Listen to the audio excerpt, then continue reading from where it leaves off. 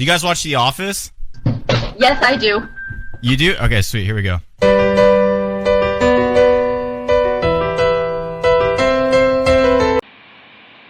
Welcome back to Rituraj and Bias, and today we are going to do power in AC and power factor.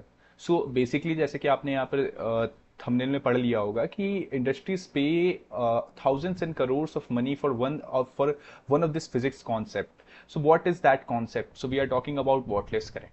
So what happen here is that, समझ लीजिए कि आपका एक industry है, आप power grid वाले power plant को आप उससे 1000 एम्पेयर बोरो कर रहे हैं अपने फैक्ट्री को वर्क करने के लिए.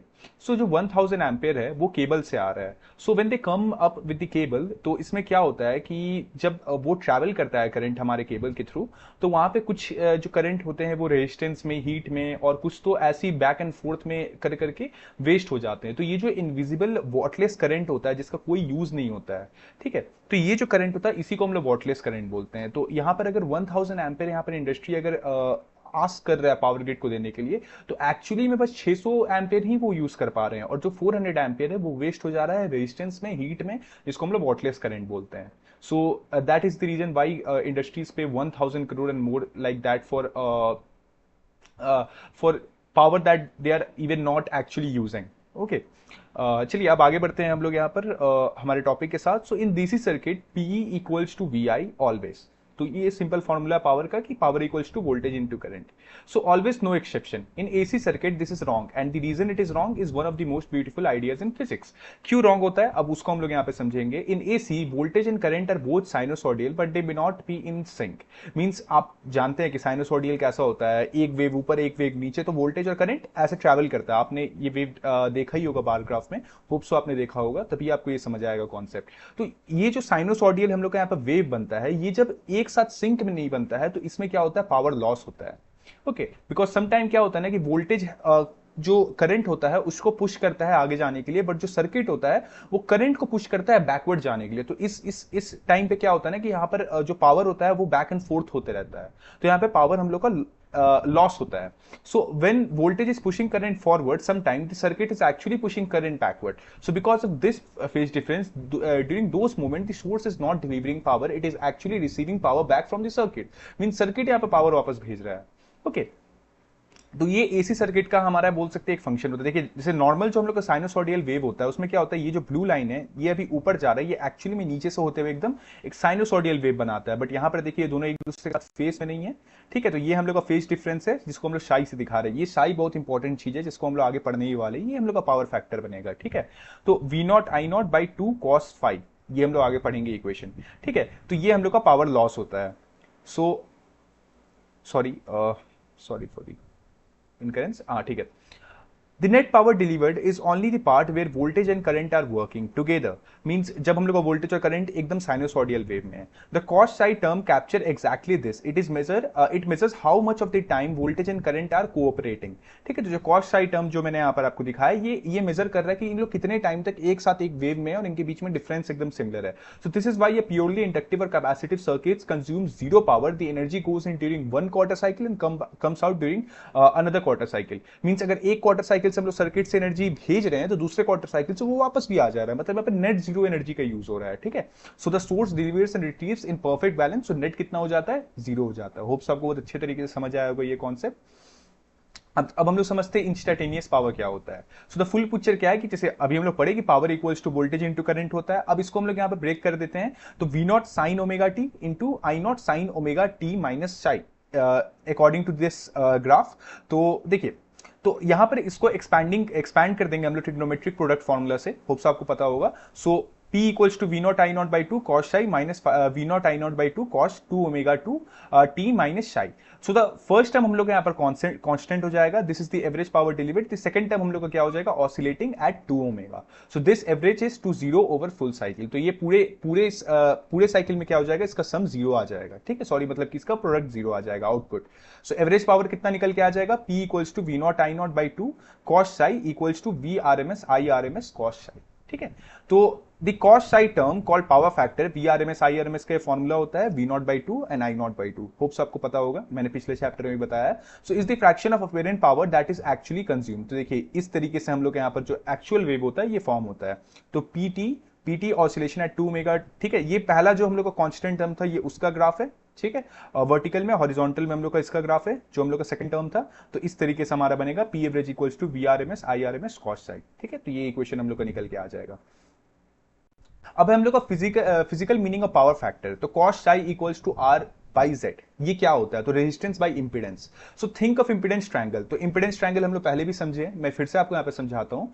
देखिए यहाँ पर इंपीडेंस ट्रायंगल में क्या होता है ना, हम लोग एक राइट एंगल ट्रायंगल लेते हैं जहां पर हम लोग का हाइपोटेनस जेड बन जाता है इंपीडेंस, ओके। तो आर हम लोग का क्या है, ये बेस बन गया, real opposition that consumes power, जो कि वेस्ट कर रहा है पावर को हीट के फॉर्म में।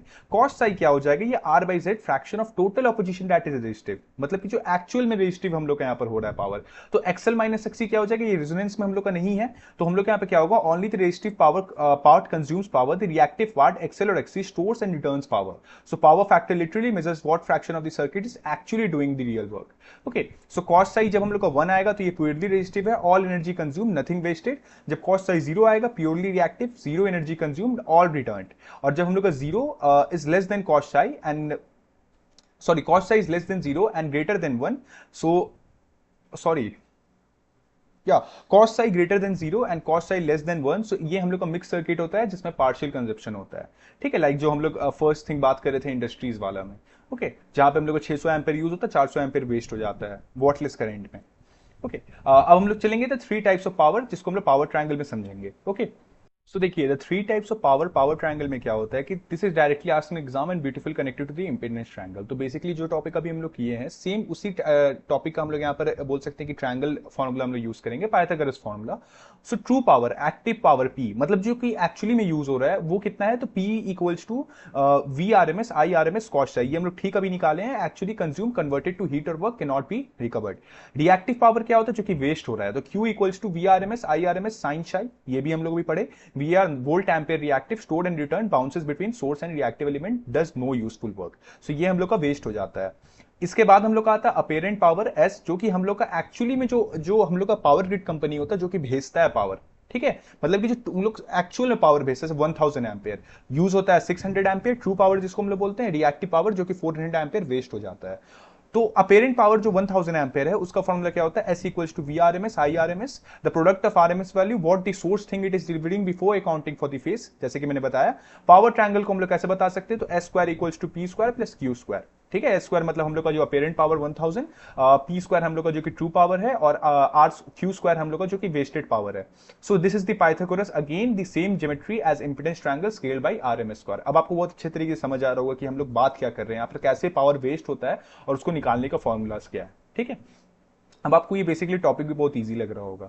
सो वॉटलेस करंट क्या होता है, the most conceptual topic, the total current IRMS can be split into 2 component, ठीक है, एक एक्टिव कंपोनेंट और एक वॉटलेस कंपोनेंट। तो एक्टिव कंपोनेंट जो कि यूज हो रहा है, जो कि रियल वर्क करता है, तो I active equals to IRMS cos psi, ये करंट निकालने का फॉर्मूला है।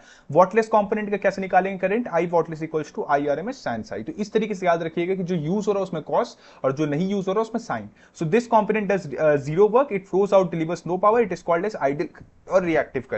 सो why does wattless current exist at all then, because देखिए अब यहां पर क्यों ये एग्जिस्ट करता है इसका भी मैं बता रहा हूं, क्योंकि हम लोग के यहां पर जो मशीन्स होते हैं वो कोई इंडक्टिव होता है कोई कैपेसिटिव होता है। तो इंडक्टिव जो रहता है वो यहां पर पावर स्टोर करेगा, तो इस चीज के लिए हम लोग यहां पर कुछ पावर एक्स्ट्रा भेजना पड़ता है कि वो हम लोग के यहां पर लैग करे, ठीक, और कुछ लीड करे। So because the reactive element L and C need current to charge and discharge, so they demand current from the source even though they returned all the energy.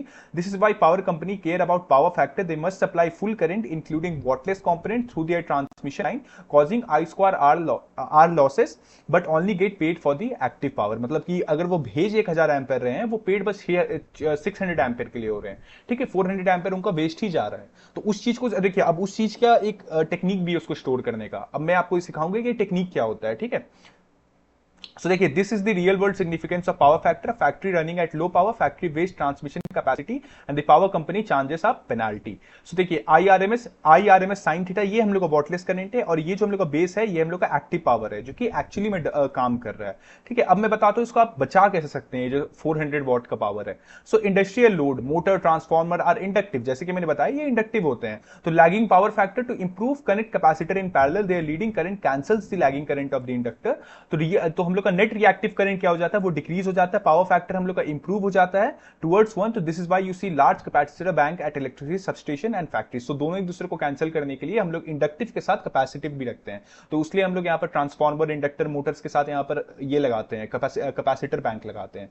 So IC leading, I net improved Sai. तो देखिए we हम लोग का ये जो actual है और आई net, ठीक है, आई एल हम लोग का लैगिंग है, आईसी हम लोग का लीडिंग है। जैसे हम लोग आप हर एक चीज में आप देखते होंगे कैपेसिटर लगे रहता है, इसका यही मेन रीजन है। So at capacitor bank psi decreases and cos psi 1, ये इंक्रीज हो जाता है, ठीक है।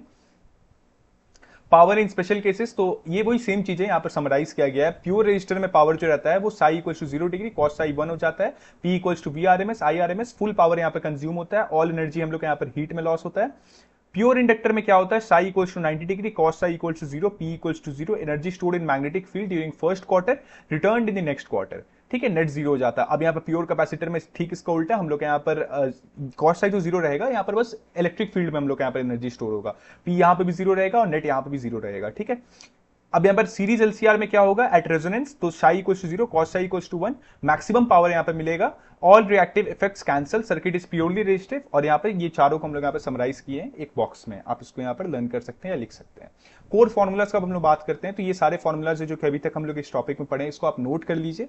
आप मैं वापस बता सकता हूं, बट होप्स अब आपको टॉपिक बहुत अच्छे से समझ आ चुका होगा, क्योंकि मैंने कॉन्सेप्ट पूरे अच्छे तरीके से क्लियर कर दिया real life example and industrial examples के साथ। अब आप इसको बस पढ़िएगा, इसका न्यूमेरिकल सॉल्व कीजिएगा और आपको ये टॉपिक सॉल्व होते जाएगा। कुछ और चीजें जो मैं दिखाना चाहता हूं, ये देखिए, हाँ, पावर फैक्टर टेबल। तो जब प्योर रेजिस्टिव सर्किट रहेगा 0 डिग्री पे 1 मैक्सिमम वीआरएमएस आईआरएमएस, बट यहां पर हीट में लॉस्ट होगा एनर्जी। प्योर एल में 90 डिग्री 0 पावर 0, प्योर सी में 90 डिग्री 0, यहां पर power 0। LCR inductive 0 90 degree 0 1 partial हम लोग को यहां पे मिलेगा। और एलसीआर एट रेजोनेंस मतलब प्योर एल भी है प्योर सी भी है, मतलब सॉरी पार्शियल एल पार्शियल सी, तो हम लोग यहाँ पर मैक्सिमम पावर आएगा। मतलब एक दूसरे को यहाँ पर कैपेसिटेंस और इंडक्टर कैंसिल कर देंगे तो पावर यहाँ पर वेस्ट नहीं होगा और हम लोग का मैक्सिमम पावर आएगा, ठीक है। होप सब आपको यहाँ पर टॉपिक्स अच्छे से समझ आया होगा। ये कुछ की एग्जाम पॉइंट्स है, इसका ध्यान रखिएगा जब आप न्यूमेरिकल सॉल्व करें कि S square equals to P square plus Q square, ये पावर ट्रायंगल होता है पाइथागोरस का। AC ammeter and voltmeter read RMS value always, ठीक है। Average power over full cycle for L और C is equals to 0। Power factor हम लोग का रेंज करता है 0 to 1 और पावर कंज्यूम जो रजिस्टर में होता है वो नेवर इन प्योर एल और सी होता है, ठीक है। So yeah, that was all for the topic power in AC and power factor. Hope से आज का वीडियो आपको पसंद आया होगा, आपका कॉन्सेप्ट अच्छे तरीके से क्लियर हुआ होगा। अगर आपको कोई भी डाउट आता है आप रिवाइंड बैक कीजिएगा, उस पर्टिकुलर टॉपिक पे जाइएगा और उसको वापस से वॉच कीजिएगा, ठीक है। तब भी अगर आपको नहीं क्लियर होता है then please comment me out. मैं पसंद करता हूं कि कोई जब कमेंट करता है मैं डाउट सॉल्व करने की कोशिश करता हूं। So yeah, that was all for the topic and I will meet you back in the another video. Bye. And now, folks, it's time to say goodnight. We sincerely appreciate your patronage and hope we've succeeded in bringing you an enjoyable evening of entertainment. Please drive home carefully and come back again soon. Good night.